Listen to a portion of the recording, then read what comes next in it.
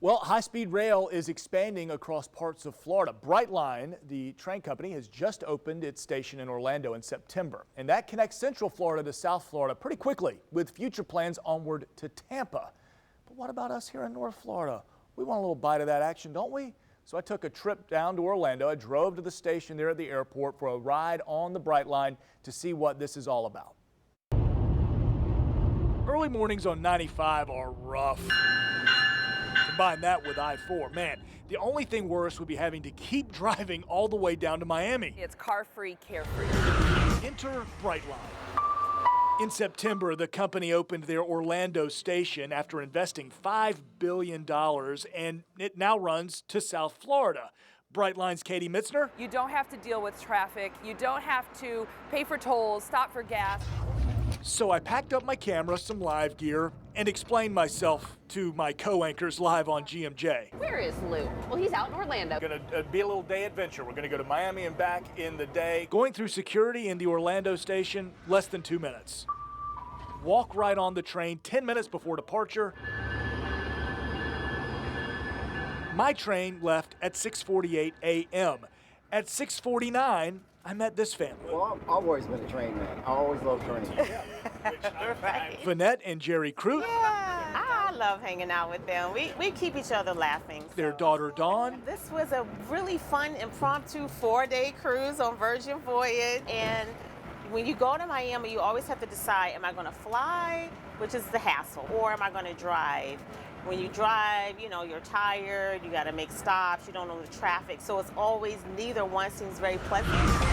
And at a pleasant 125 miles per hour out of Orlando, you blast past the cars on the interstate. Huge seats, bigger than airlines, chargers everywhere, free Wi-Fi, smooth enough to get up and walk. And if you're wondering about restrooms, everything is touch-free, and you'll notice pretty immediately it's roomy. You get to have a nice ride with your family. A trip right down the coastline, Florida, zipping by. And just before 10 a.m., I was at my destination. All right, arrival, Aventura Station. Not too shabby, look at that. All right, off to be a tourist.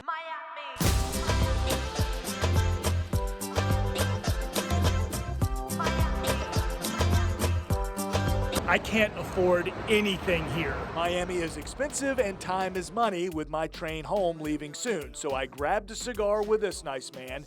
This stuffed sloth, because my daughter loves them, had time for a quick check-in live with Katie Jeffries at noon. He's having too much fun. Let's check in here with me. And then at 1 p.m., on board, here we go. The train uses Florida East Coast Rail, which does run right through the heart of Jacksonville.